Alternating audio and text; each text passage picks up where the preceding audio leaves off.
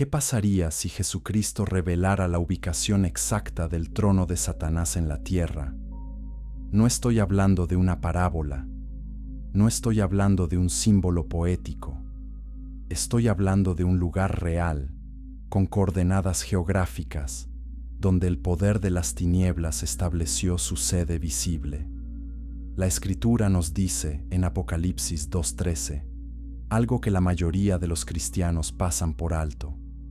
Cristo le dice a la iglesia de Pérgamo: yo conozco tus obras y dónde moras, donde está el trono de Satanás. La mayoría de la gente asume que el mal es invisible, abstracto, algo que flota en el aire sin forma ni estructura. Pero la historia bíblica nos muestra algo diferente. En esta revelación vamos a descubrir 3 verdades que cambiarán tu perspectiva. Primero, veremos que el poder espiritual oscuro necesita estructuras físicas para operar con máxima influencia. Segundo, aprenderemos por qué Cristo eligió una ciudad próspera y culturalmente avanzada para ubicar este trono. Y tercero, exploraremos cómo ese mismo trono fue transportado a través de los siglos y qué conexión tiene con los eventos más oscuros del siglo XX. Y una vez que comprendamos esta primera capa, la verdadera historia comienza. Cristo no usó lenguaje figurado cuando habló con Juan en Patmos. Él identificó un lugar específico donde Satanás había establecido su autoridad visible. Pérgamo no era una aldea olvidada en el desierto. Era una metrópolis brillante, un centro de conocimiento, un lugar donde la medicina, la filosofía y el arte florecían. Era el equivalente antiguo de una capital europea moderna. Y precisamente allí, en medio de la sofisticación y el progreso humano, Cristo señaló: aquí está el trono. Esta afirmación nos obliga a reconsiderar todo lo que creemos sobre cómo opera el mal. No siempre se esconde en las sombras. No siempre usa máscaras evidentes de maldad. A veces, el mal se disfraza de cultura, de ciencia, de poder legítimo. Se sienta en tronos que parecen impresionantes, incluso admirables. Se presenta con serpientes que prometen sanación. Se envuelve en el manto de la autoridad religiosa y política. Y eso es exactamente lo que sucedió en Pérgamo. La ciudad de Pérgamo estaba ubicada en lo que hoy es Turquía occidental, cerca de la costa del mar Egeo. Durante el período del Nuevo Testamento, era la capital administrativa de la provincia romana de Asia. Los procónsules romanos gobernaban desde allí. Las decisiones que afectaban a millones de personas se tomaban en sus palacios. Pero Pérgamo no era solo un centro político. Era un centro religioso de primer orden. Albergaba templos dedicados a Zeus, Atenea, Dionisio y Asclepio. Cada uno de estos templos representaba una forma diferente de poder espiritual. Pero hay algo más profundo aquí. Cristo no dijo que Satanás visitaba Pérgamo ocasionalmente. Dijo que su trono estaba allí. Un trono no es una metáfora vaga. Un trono es un símbolo de autoridad establecida, de gobierno permanente, de un lugar desde donde se ejercen decisiones y se emite poder. Cuando un rey tiene un trono, eso significa que gobierna desde ese lugar específico. Su presencia puede estar en muchos sitios, pero su trono define el centro de su autoridad. Entonces, ¿qué había en Pérgamo que justificaba esta identificación tan directa y alarmante? Los eruditos han debatido esta pregunta durante siglos. Algunos señalan el culto imperial romano, donde los emperadores eran adorados como dioses. Otros apuntan al Asclepeión, el famoso centro de sanación dedicado al dios serpiente. Y otros más identifican el gran altar de Zeus, una estructura masiva que dominaba la ciudad desde su acrópolis. La respuesta verdadera probablemente incluye todos estos elementos. No era un solo edificio, sino una combinación de estructuras, rituales y sistemas de poder que juntos formaban algo que Cristo identificó como el trono de Satanás. Lo que hace esta revelación aún más impactante es que Cristo no la compartió con los romanos, no la compartió con los filósofos griegos, no la compartió con los sacerdotes paganos, o la compartió con los cristianos de Pérgamo.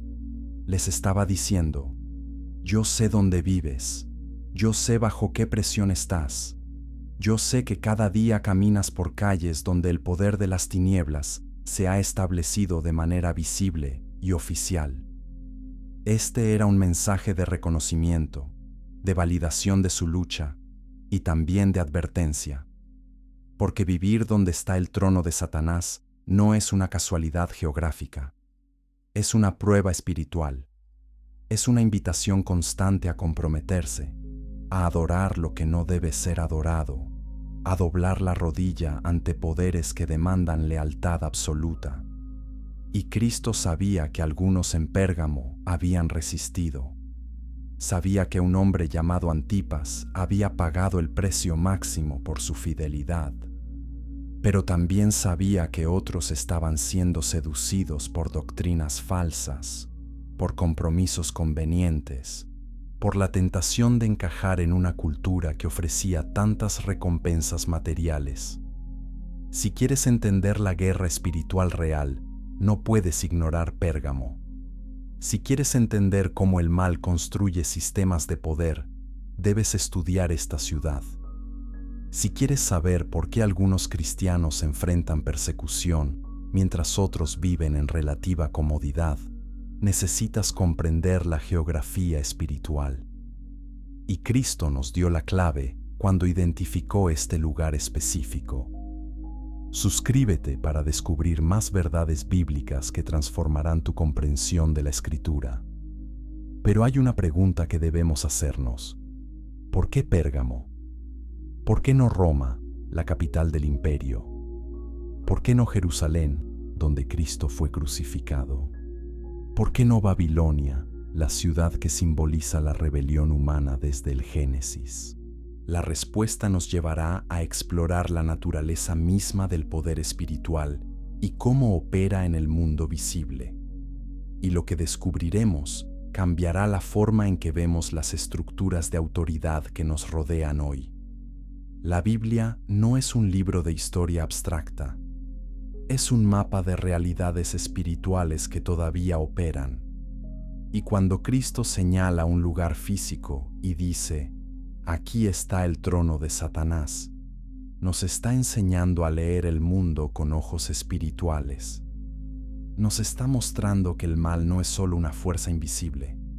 Tiene manifestaciones concretas, lugares donde se concentra, estructuras que construye para ejercer su influencia máxima. Y reconocer estos lugares es el primer paso para resistir su poder. Capítulo 2.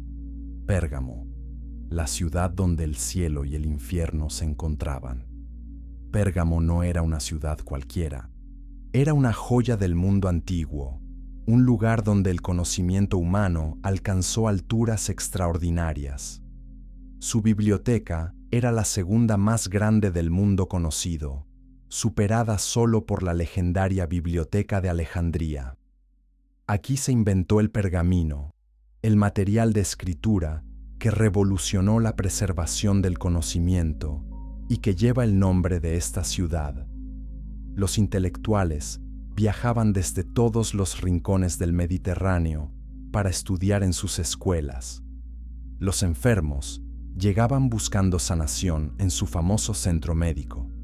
Los políticos aspiraban a servir en su gobierno provincial. Pero debajo de esta fachada de civilización y progreso, algo más oscuro operaba.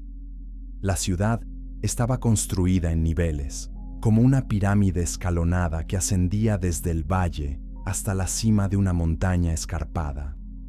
En la base, las casas comunes y los mercados donde la gente ordinaria vivía y trabajaba.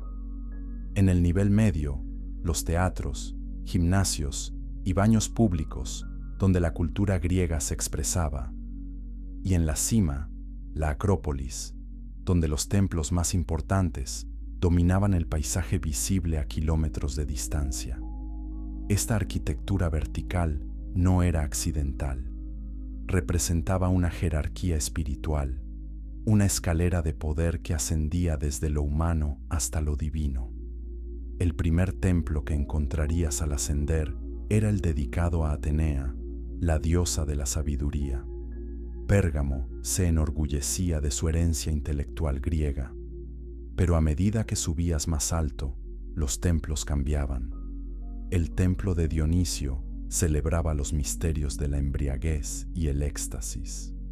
El templo de Trajano, construido después de la muerte del emperador, representaba el culto imperial en su forma más desarrollada, y en la cima absoluta, dominando todo, estaba el gran altar de Zeus, una estructura tan masiva que parecía una montaña artificial construida por manos humanas. Zeus era el rey de los dioses griegos, el equivalente pagano del Dios Altísimo. Pero en la teología bíblica, los dioses paganos no son ficción inocente. Primera de Corintios 10:20 nos dice que los sacrificios paganos son ofrecidos a demonios, no a Dios. Esto significa que detrás de cada dios falso hay una realidad espiritual oscura, un poder demoníaco que recibe adoración destinada solo al Creador. Y el altar de Zeus en Pérgamo no era una pequeña capilla, era una declaración arquitectónica de supremacía espiritual. Los historiadores nos cuentan que este altar medía aproximadamente 35 metros de ancho y 33 metros de profundidad, elevándose sobre una plataforma que lo hacía visible desde toda la región. Sus frisos esculpidos representaban la gigantomaquia, la batalla mítica donde los dioses olímpicos derrotaron a los gigantes rebeldes. Esta narrativa visual proclamaba un mensaje: los dioses establecidos siempre vencen a los que desafían el orden divino. Era propaganda religiosa tallada en mármol, diseñada para intimidar y para inspirar lealtad. Pero Pérgamo tenía otra característica que la hacía única. Era la primera ciudad de Asia en recibir permiso de Roma para construir un templo al emperador. Esto sucedió en el año 29 a.C., cuando Augusto permitió que se le dedicara un templo allí. Este fue un momento crucial en la historia del culto imperial.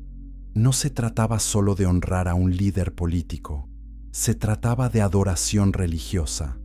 Los ciudadanos debían ofrecer incienso al genius del emperador, reconociendo su divinidad. Rechazar este acto se consideraba traición política y herejía religiosa al mismo tiempo. Para los cristianos de Pérgamo, esto creaba un dilema imposible. Como si puedes resumir tu comentario en una sola frase. Puedes comprometer tu lealtad a Cristo participando en un ritual que parece político, pero que en realidad es adoración idólatra. La mayoría de los ciudadanos romanos no veían problema alguno. Para ellos, quemar un poco de incienso era un acto cívico, una expresión de lealtad al imperio que les daba paz, comercio y protección. Pero para los seguidores de Jesús era apostasía, era reconocer a otro Señor además de Cristo. Y muchos pagaron con sus vidas por negarse. La ciudad también albergaba teatros donde se representaban dramas que glorificaban a los dioses paganos. Sus gimnasios no eran solo centros deportivos, sino lugares donde se celebraban rituales dedicados a Hermes y Heracles.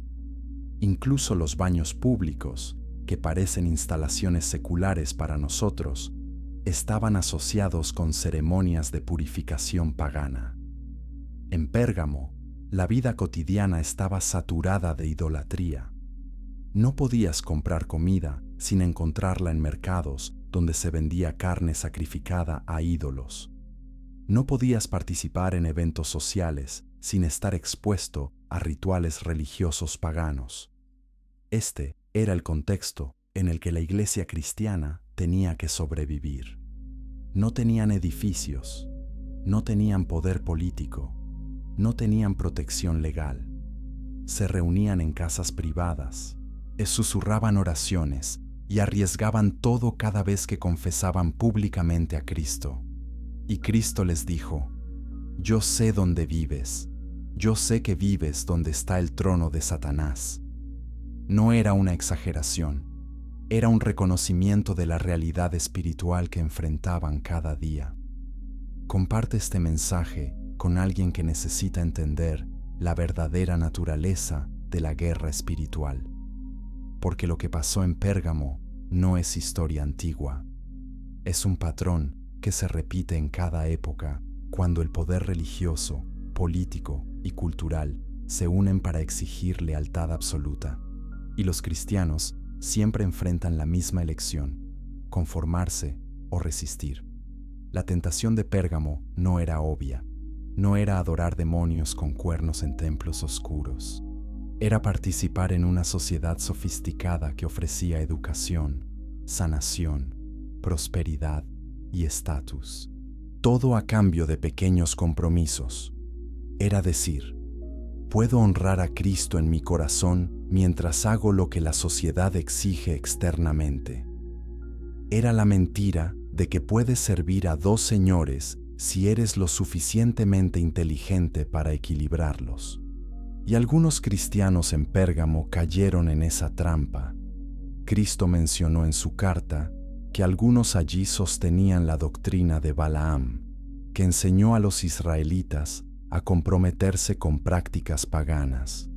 Otros seguían la doctrina de los Nicolaitas, un grupo que aparentemente enseñaba que los cristianos podían participar en festivales paganos sin consecuencias espirituales.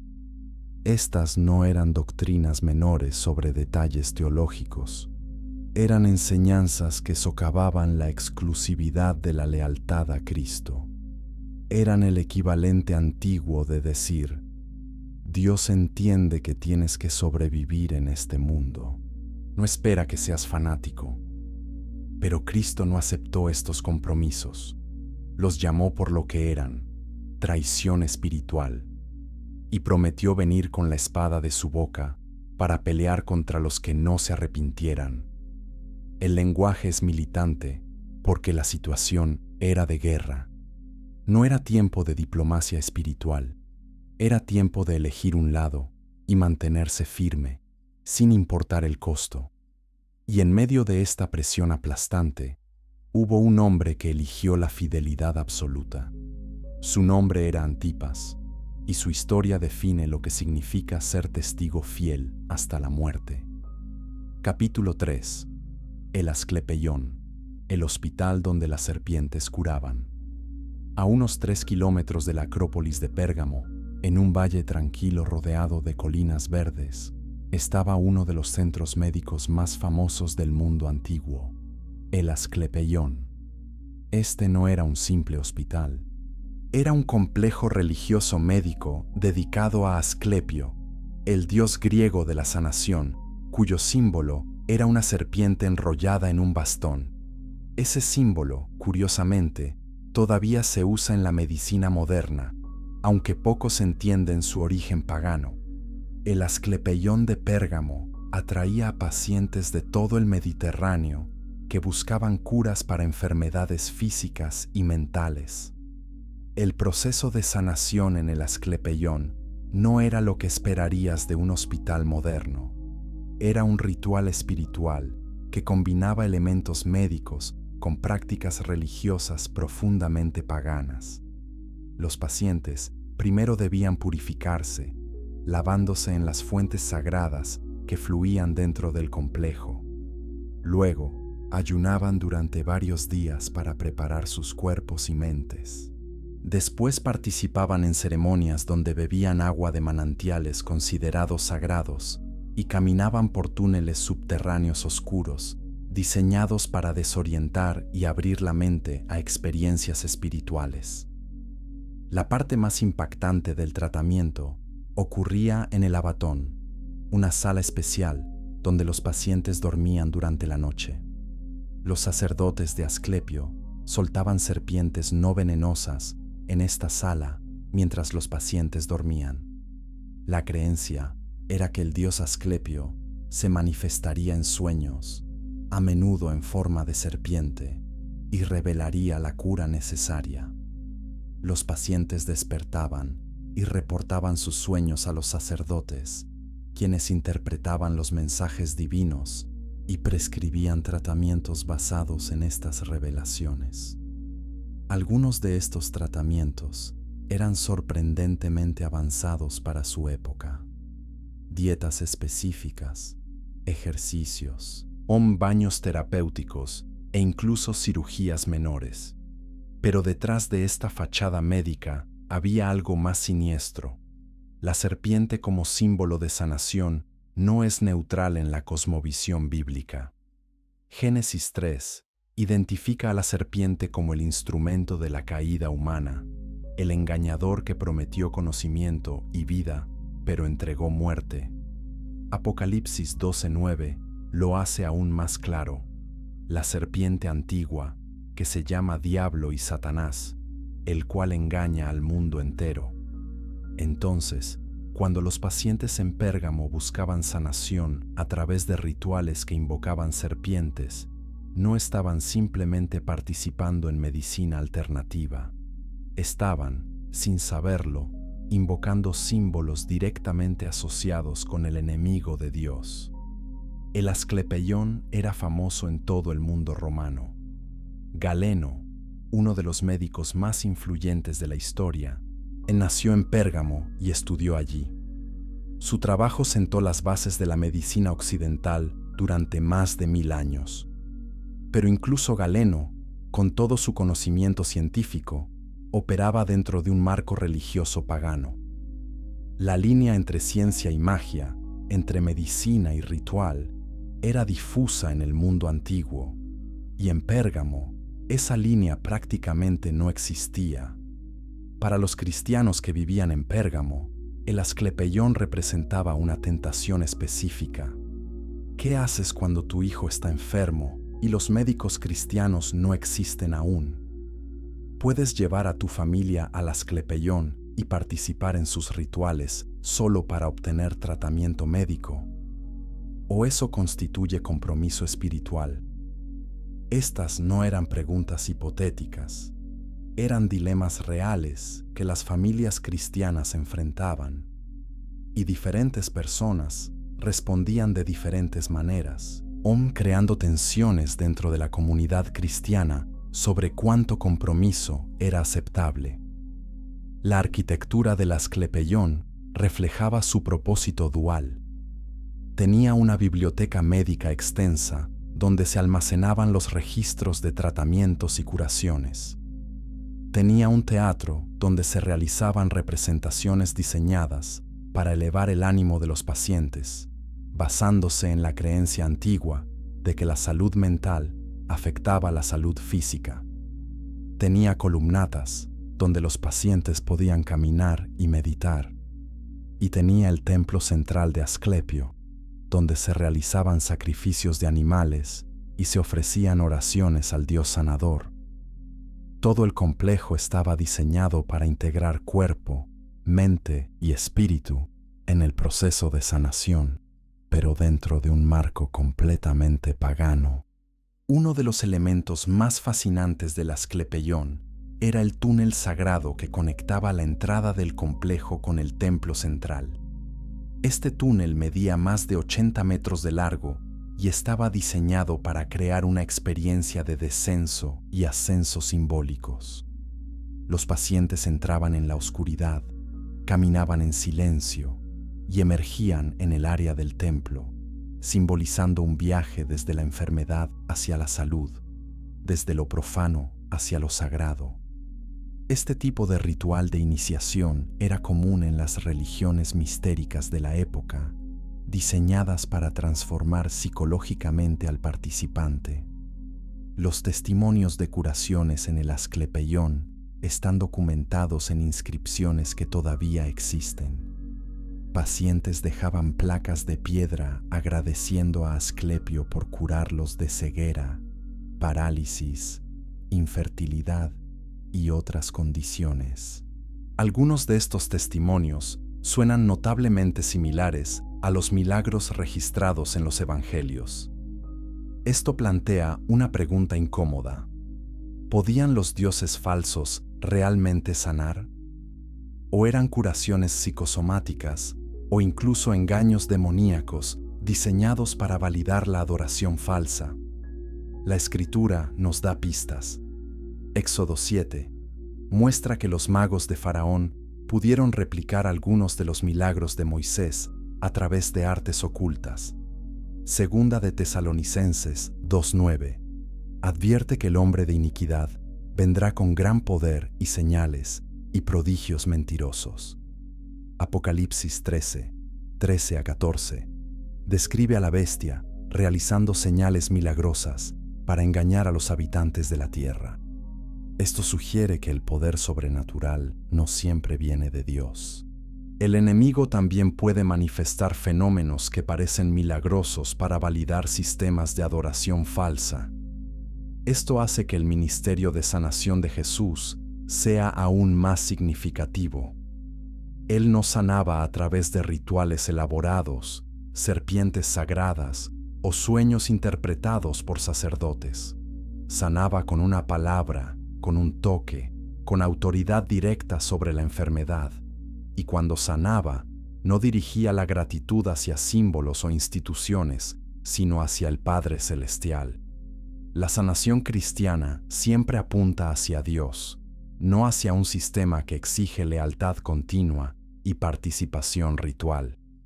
Comenta abajo si alguna vez te has enfrentado a una situación donde tuviste que elegir entre una solución mundana conveniente y permanecer fiel a principios bíblicos.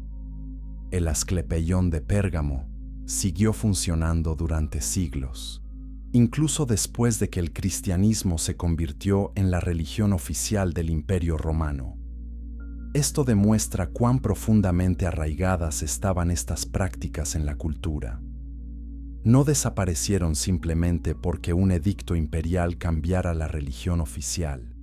La gente seguía buscando sanación donde siempre la había encontrado, y esto creaba una tensión constante para los líderes cristianos, que tenían que enseñar a sus comunidades por qué no podían participar en estos rituales, incluso cuando parecían ofrecer beneficios reales.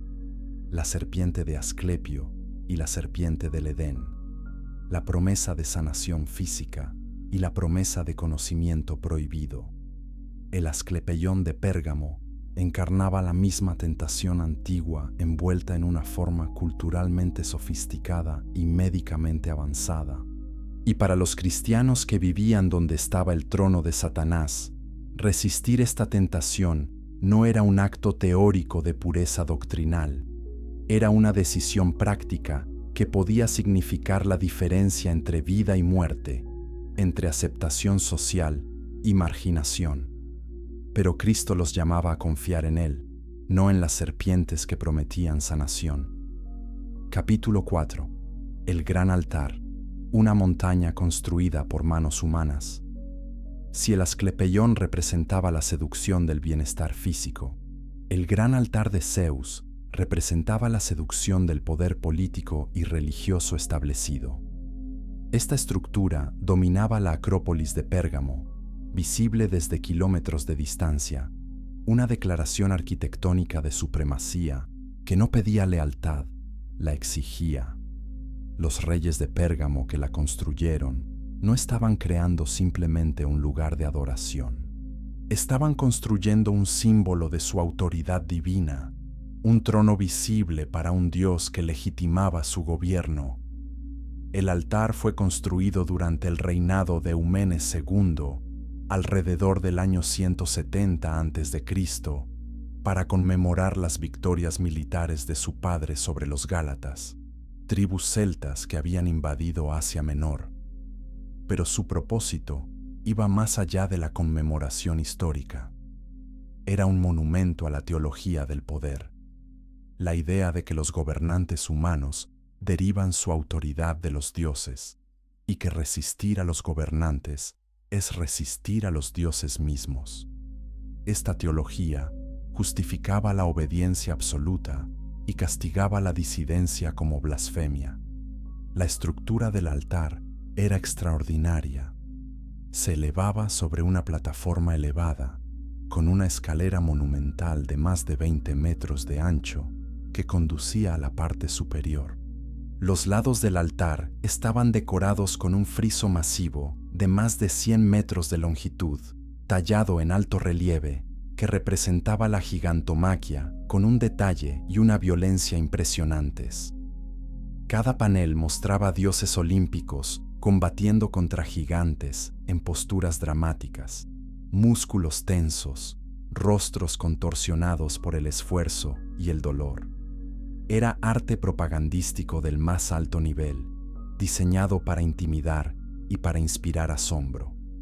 En la parte superior de la plataforma había un patio abierto con columnas, y en el centro, el altar real donde se quemaban sacrificios.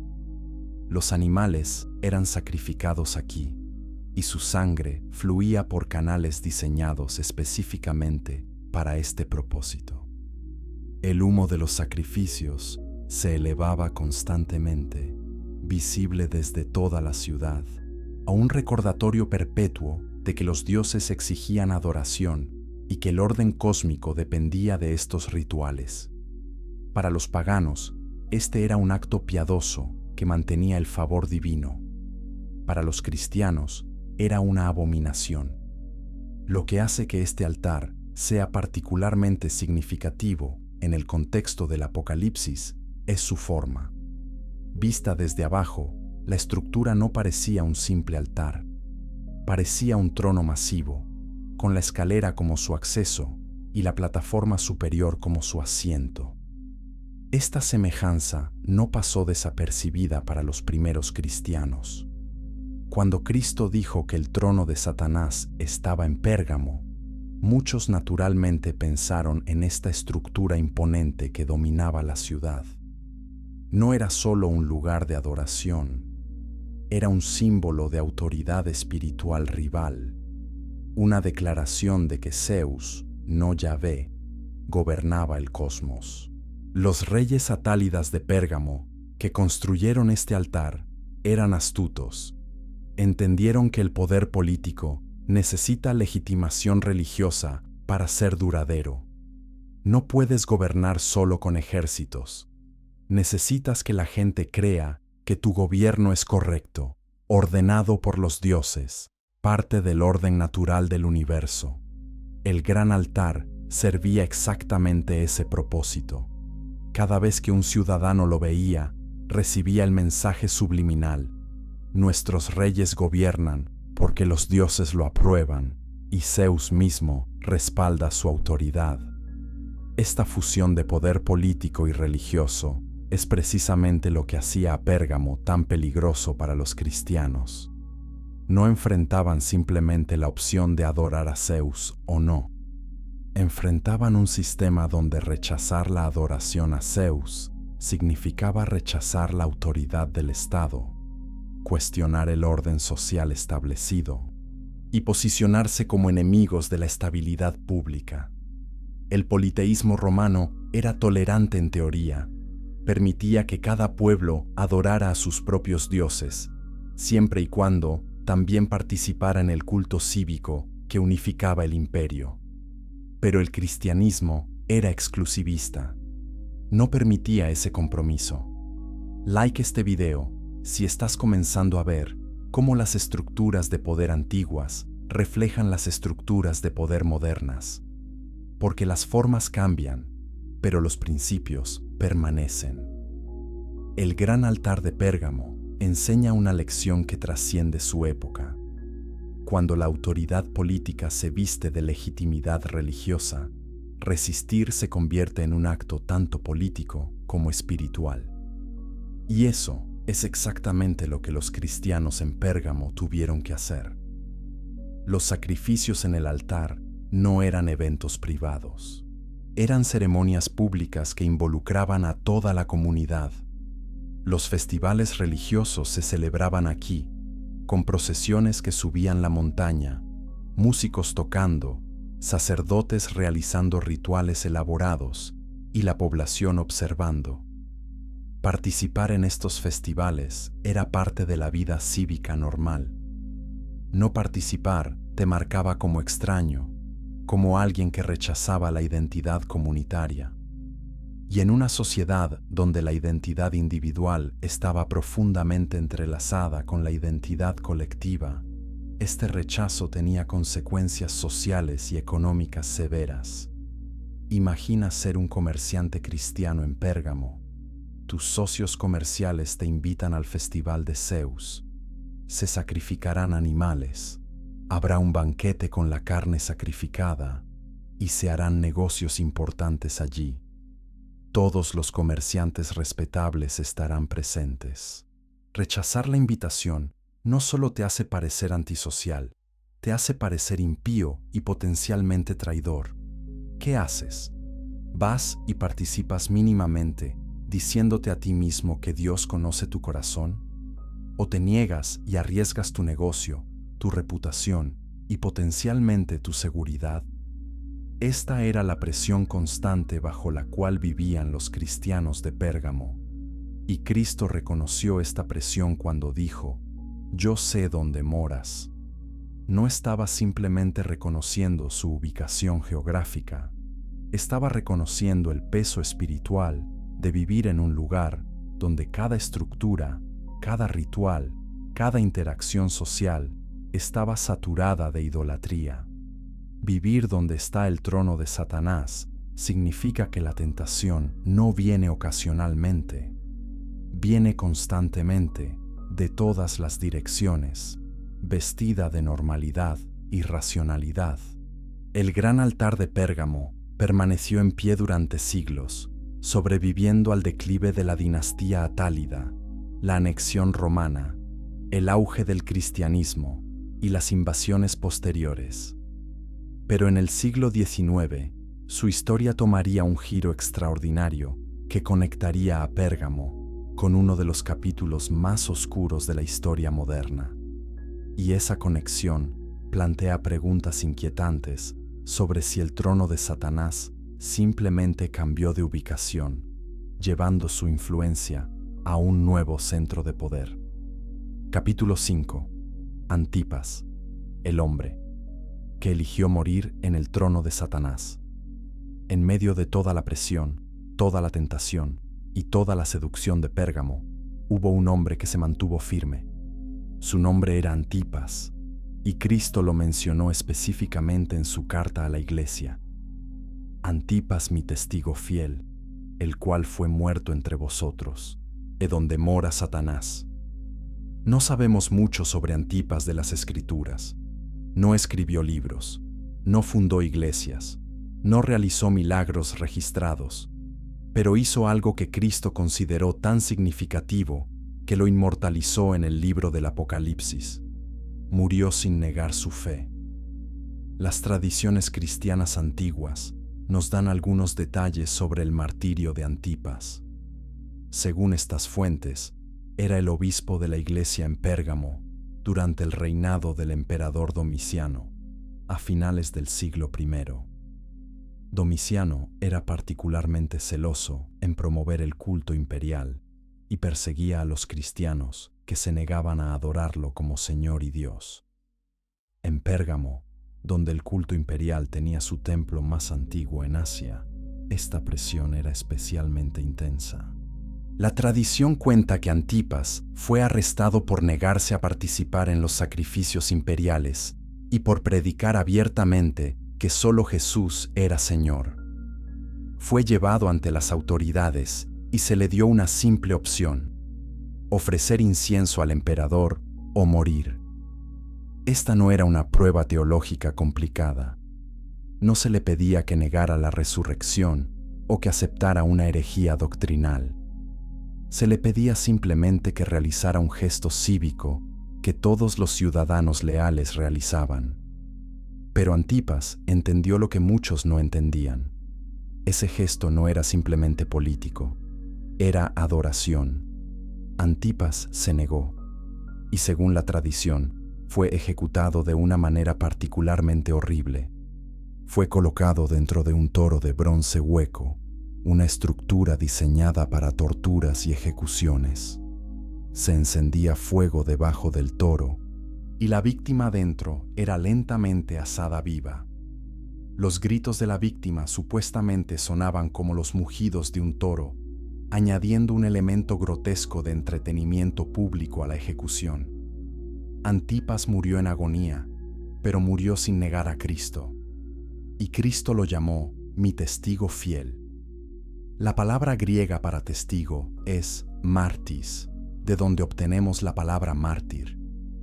En el Nuevo Testamento, un testigo es alguien que da testimonio de la verdad que ha visto y experimentado, independientemente de las consecuencias.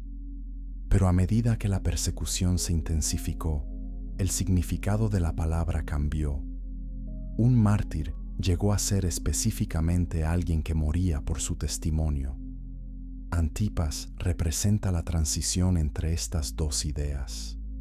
Era un testigo que dio el testimonio final, sellando su palabra con su sangre. Cristo no dijo que Antipas era valiente, aunque ciertamente lo fue.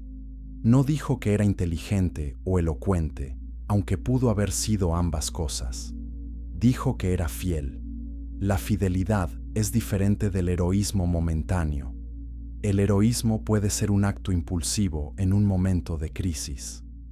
La fidelidad es una decisión sostenida día tras día, especialmente cuando sería mucho más fácil comprometerse. Antipas vivió en Pérgamo, donde el compromiso era la norma, donde todos encontraban formas de equilibrar su fe con las demandas de la sociedad. Pero él eligió la fidelidad absoluta, y esa elección lo mató.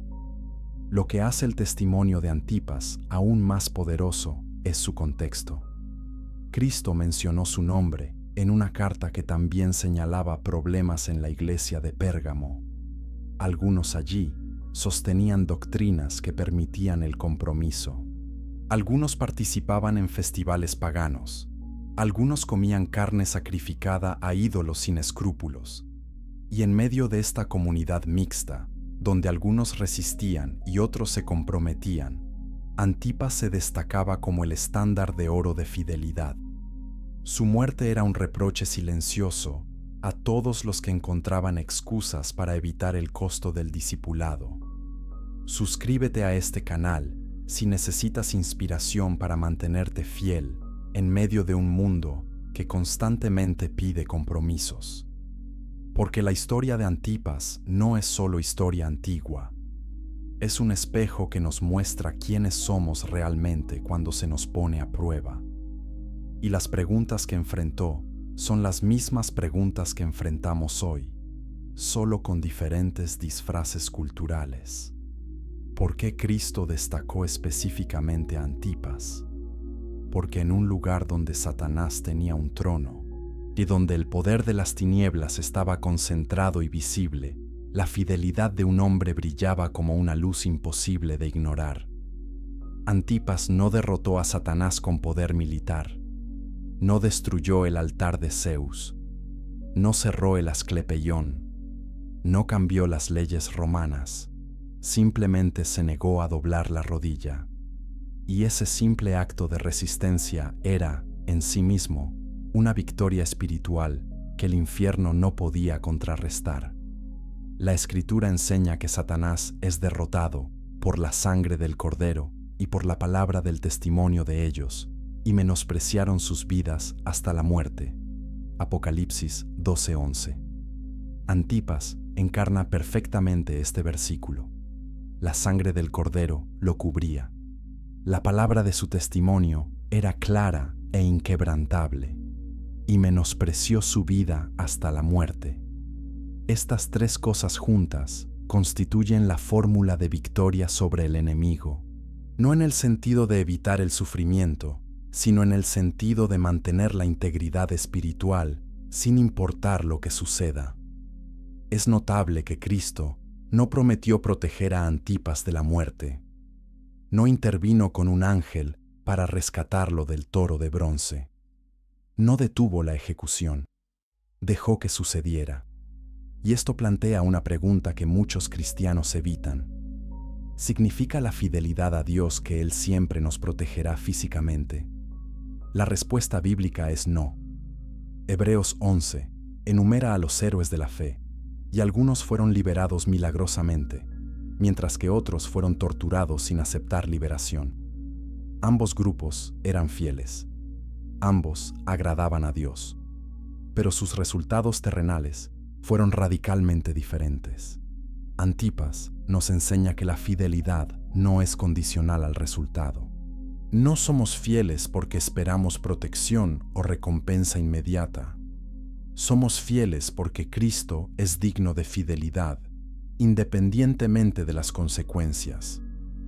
Esta es una verdad que el cristianismo occidental moderno a menudo olvida.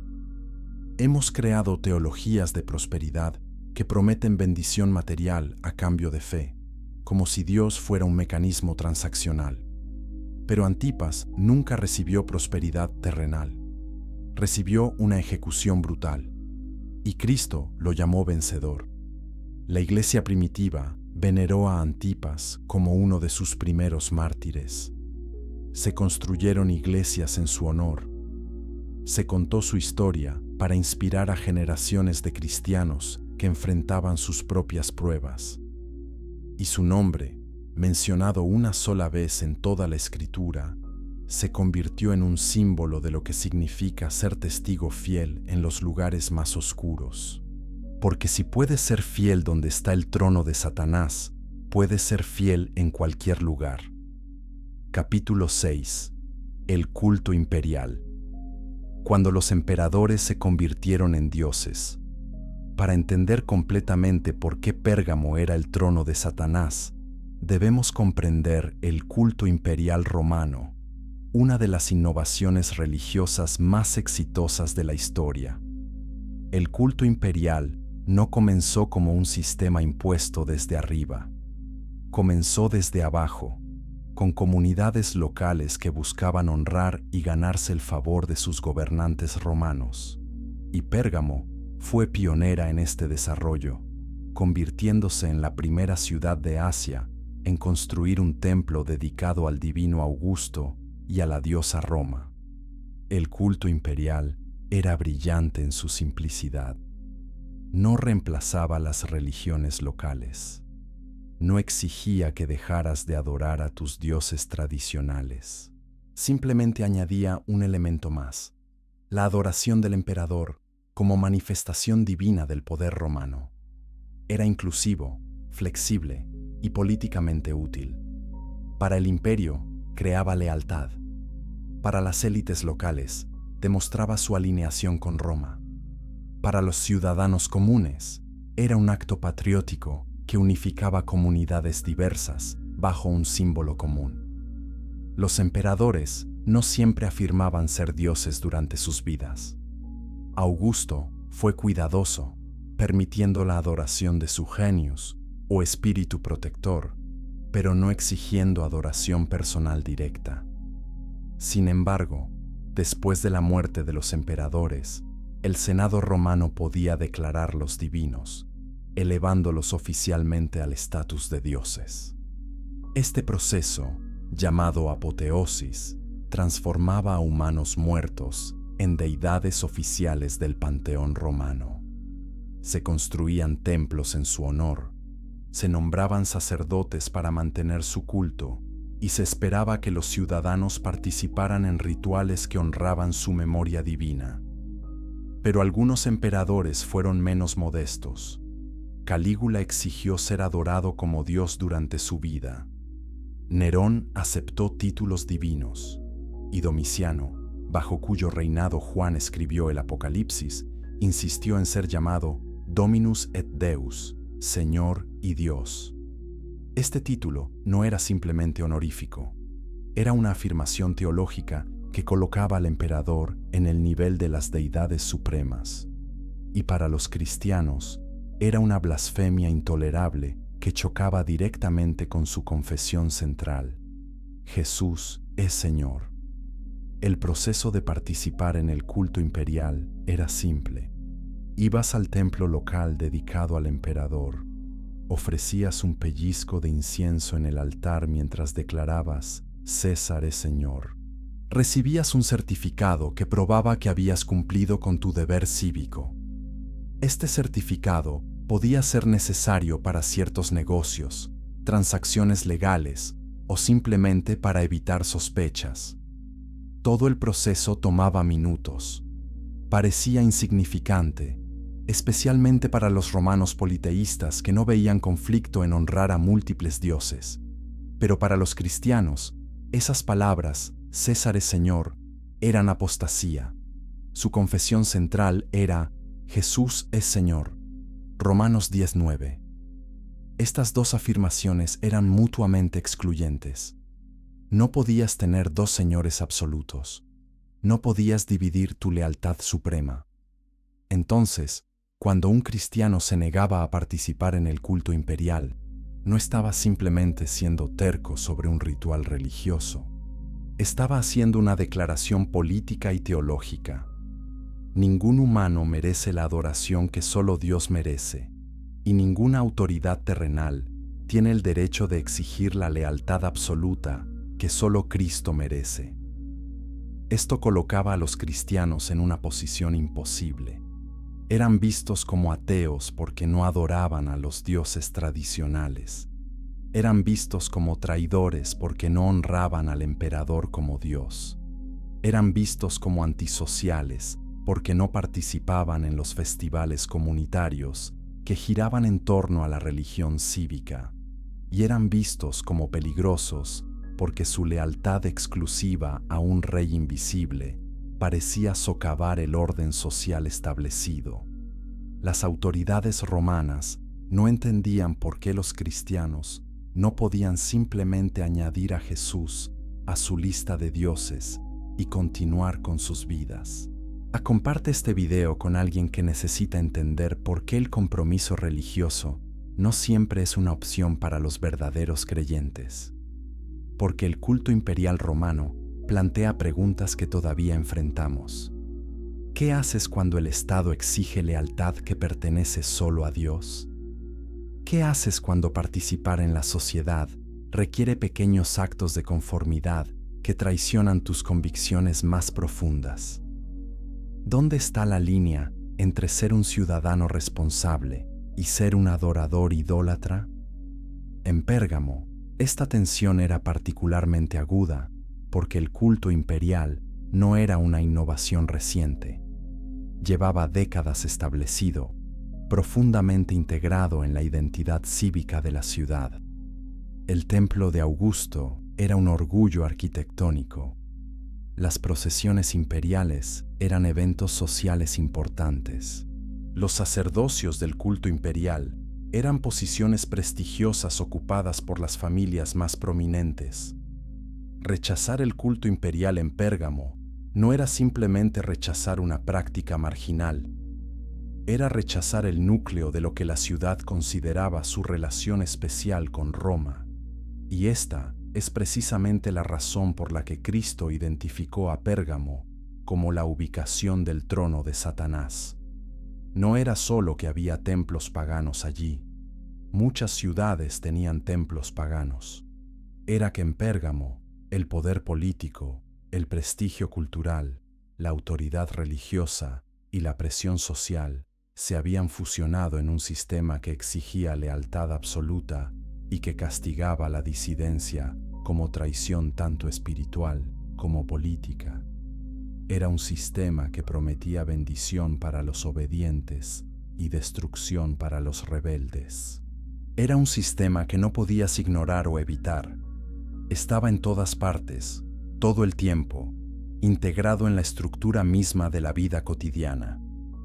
Pero la historia del culto imperial y del gran altar de Pérgamo no terminó en la antigüedad. En el siglo XIX, algo extraordinario sucedió que conectaría a Pérgamo con uno de los regímenes más malvados de la historia moderna. Y esa conexión nos obliga a preguntarnos, ¿puede un trono de Satanás ser trasladado físicamente? Y si es así, ¿qué pasó cuando llegó a su nueva ubicación? Capítulo 7. La excavación. Cómo el trono viajó a Berlín. Durante siglos después de la caída del Imperio Romano, el gran altar de Pérgamo permaneció en ruinas, medio enterrado, olvidado por la mayoría del mundo. La ciudad de Pérgamo declinó en importancia. El cristianismo se convirtió en la religión dominante, y los templos paganos fueron abandonados o destruidos. Los terremotos y el clima erosionaron las estructuras. Los habitantes locales saquearon las piedras para construir nuevas casas. Para el siglo XIX, el gran altar era poco más que montículos de tierra y piedras rotas que pocos reconocían como algo significativo. Pero en 1864, un ingeniero alemán llamado Karl Humann llegó a la región para construir una carretera. Humann era aficionado a la arqueología y mientras trabajaba, notó piedras talladas con relieves extraordinarios siendo usadas en muros de casas locales. Investigó y descubrió que estas piedras provenían de las ruinas antiguas en la cima de la colina. Reconoció inmediatamente el valor histórico y artístico de lo que había encontrado. Durante los siguientes años, Humann regresó repetidamente, documentando las ruinas y enviando informes a Alemania sobre la magnificencia de lo que yacía enterrado. En 1878, Humann recibió permiso oficial del gobierno otomano, que entonces controlaba la región, para excavar sistemáticamente el sitio. Este fue un proyecto masivo que duró años. Humann y su equipo desenterraron el altar pieza por pieza, numeraron cada piedra, documentaron cada relieve, crearon dibujos detallados de cómo las piezas encajaban, y luego, con el permiso otomano, empaquetaron toneladas de piedras talladas y las enviaron en barcos a Berlín. El gobierno alemán había negociado un acuerdo donde podían llevarse una porción significativa de los hallazgos a cambio de financiar la excavación. Este tipo de arqueología colonial era común en el siglo XIX. Los imperios europeos excavaban sitios antiguos en sus colonias o en regiones que influenciaban y llevaban los tesoros a sus museos nacionales. Lo llamaban preservación y educación. Los críticos modernos lo llaman saqueo cultural.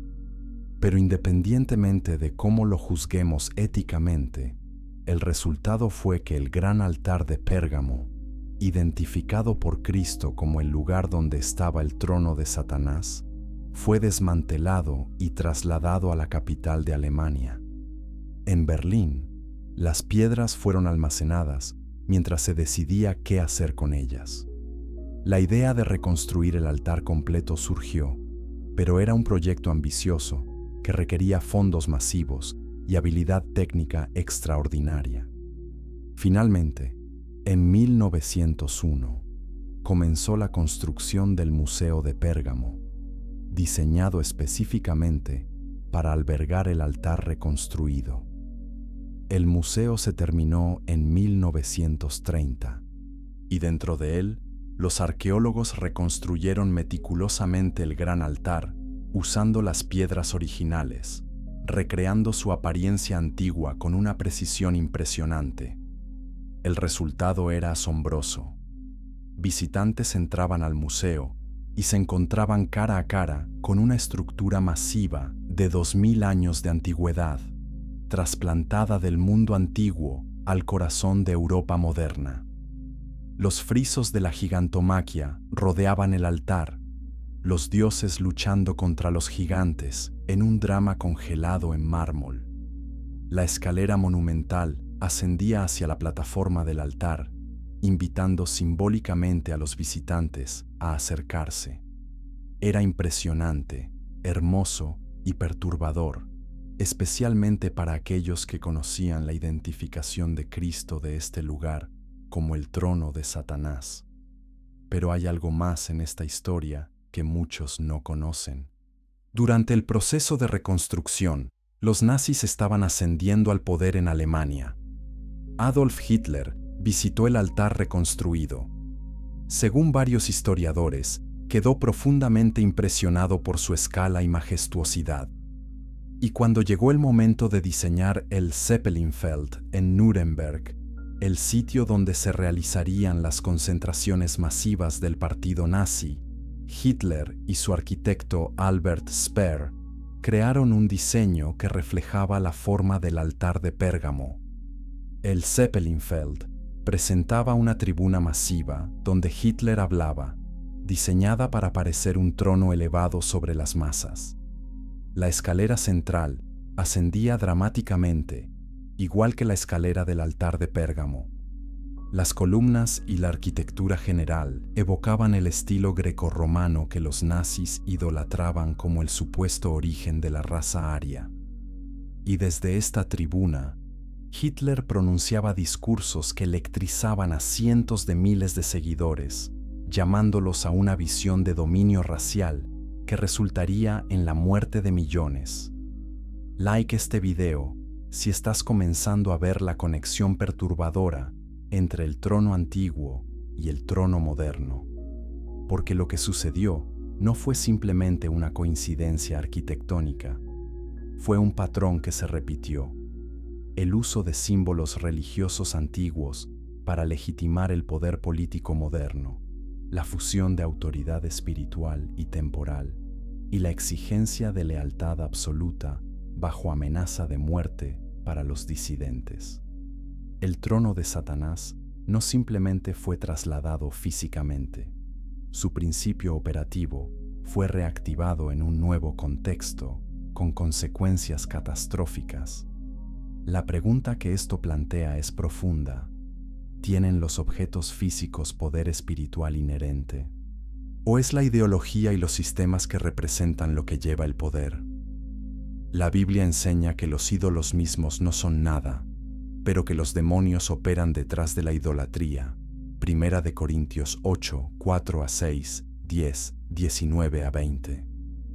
Esto sugiere que no es el mármol del altar lo que importa, sino lo que el altar representa: un sistema de adoración falsa, una estructura de poder que exige lealtad que solo Dios merece, y una manifestación visible de autoridad espiritual oscura. Cuando el altar llegó a Berlín, llegó a una nación que estaba buscando identidad y poder después de la humillación de la Primera Guerra Mundial. Llegó a una cultura que estaba fascinada con el mundo clásico y que buscaba recrear la gloria de los imperios antiguos. Llegó a un momento histórico donde las ideologías totalitarias estaban surgiendo, prometiendo soluciones radicales a problemas complejos. Y en ese contexto, el altar se convirtió no solo en una pieza de museo, sino en un símbolo de algo más oscuro: el retorno de la antigua tentación de deificar el poder humano. Capítulo 8. El altar en la Alemania nazi. La historia se repite. El Museo de Pérgamo abrió sus puertas en 1930, justo cuando la República de Weimar estaba colapsando y el partido nazi estaba ganando poder. Adolf Hitler se convirtió en canciller en 1933 y rápidamente comenzó a transformar Alemania en un estado totalitario. Los nazis no eran simplemente un partido político, eran un movimiento cuasi religioso que buscaba crear una nueva Alemania basada en la pureza racial, el poder militar y la lealtad absoluta al Führer. Y parte de su estrategia era usar símbolos poderosos para inspirar y controlar a las masas. Hitler estaba obsesionado con la arquitectura monumental. Creía que los edificios y monumentos moldeaban el carácter nacional y que un régimen que quería durar 1000 años necesitaba estructuras que reflejaran grandeza eterna. Estudió los imperios antiguos especialmente Roma y Grecia, y buscó apropiarse de su estética para legitimar su propia visión. Cuando visitó el Museo de Pérgamo y vio el gran altar reconstruido, vio algo más que arte antiguo. Vio un modelo de poder, una representación visual de cómo los dioses y los reyes se elevaban sobre las masas. Albert Speer, el arquitecto principal de Hitler, fue encargado de diseñar los espacios para las concentraciones masivas del partido nazi. El más famoso de estos fue el Zeppelinfeld, en Nuremberg, donde se realizaban las concentraciones anuales del partido. Speer diseñó una tribuna masiva inspirada directamente en el altar de Pérgamo. La semejanza era inconfundible: una plataforma elevada, una escalera monumental central, columnatas y una sensación de autoridad divina emanando de la estructura. Desde esta tribuna, Hitler pronunciaba discursos ante multitudes de más de 100.000 personas. Las concentraciones de Nuremberg eran eventos cuidadosamente coreografiados que combinaban teatro, ritual religioso y propaganda política. Había desfiles militares, antorchas ardientes, banderas masivas y música dramática. Todo estaba diseñado para crear una experiencia emocional abrumadora que sofocara el pensamiento crítico y generara lealtad fanática. Y en el centro de todo, elevado sobre las masas como un dios rey, estaba Hitler. Las películas de propaganda de Leni Riefenstahl, especialmente El triunfo de la voluntad, capturaron estas concentraciones y las mostraron al mundo. Las imágenes son inquietantemente hermosas: formaciones perfectas de soldados, luces dramáticas, y Hitler descendiendo de las nubes en un avión como una deidad descendiendo del Olimpo. No era solo propaganda política, era propaganda religiosa, diseñada para presentar a Hitler como un salvador mesiánico que restauraría la grandeza de Alemania y lideraría al pueblo alemán hacia un destino glorioso. Esta fusión de poder político y simbolismo religioso es exactamente lo que existía en Pérgamo Antigua. Los emperadores romanos se presentaban como mediadores entre los dioses y la humanidad.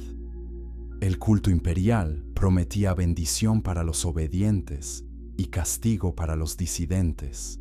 Las estructuras masivas como el altar de Zeus declaraban visualmente que el poder establecido era divino, inmutable y digno de adoración. Y ahora, en el siglo XX, el mismo patrón se repetía con tecnología moderna y consecuencias aún más horribles. Los nazis persiguieron brutalmente a los cristianos que se negaban a comprometerse. La Iglesia confesante, liderada por pastores como Dietrich Bonhoeffer y Martin Niemöller, resistió la nazificación del cristianismo alemán. Rechazaron la idea de que la raza aria tenía un destino divino especial. Rechazaron la subordinación de la Iglesia al Estado. Y rechazaron la idolatría de Hitler. Muchos de estos cristianos fieles fueron enviados a campos de concentración. Algunos fueron ejecutados. Bonhoeffer fue ahorcado en 1945, solo semanas antes del final de la guerra. Y la historia de Antipas se repitió. En Pérgamo, un hombre murió porque se negó a declarar César es Señor. En la Alemania nazi, miles murieron porque se negaron a declarar Hitler es Señor. El trono de Satanás, ya sea en su ubicación original o en su forma moderna, siempre exige lo mismo: lealtad absoluta que solo Dios merece, y siempre castiga a los que se niegan de la misma manera, con muerte. Después de la Segunda Guerra Mundial, el Museo de Pérgamo fue dañado por los bombardeos aliados, pero el altar sobrevivió en gran parte intacto. Berlín fue dividida entre este y oeste, y el museo terminó en el sector soviético. Durante la Guerra Fría, el altar permaneció allí, ahora en Berlín Oriental, detrás del telón de acero. Visitantes occidentales no podían verlo fácilmente. Era como si el trono de Satanás estuviera ahora bajo el control de otro régimen totalitario, el comunismo soviético, que también perseguía a los cristianos y que también exigía lealtad ideológica absoluta. Después de la caída del muro de Berlín en 1989 y la reunificación de Alemania, el Museo de Pérgamo se convirtió nuevamente en una atracción turística popular. Miles de personas visitan cada año para ver el altar reconstruido. La mayoría lo ven como un artefacto histórico fascinante, una ventana al mundo antiguo. Pocos conocen la identificación de Cristo de este lugar. Pocos piensan en Antipas cuando suben los escalones reconstruidos. Pocos consideran las conexiones con los nazis. Y aún menos se preguntan, ¿sigue operando el trono de Satanás en nuestro mundo hoy? Comenta abajo. ¿Crees que trasladar un objeto antiguo puede trasladar su influencia espiritual? ¿O es solo coincidencia histórica?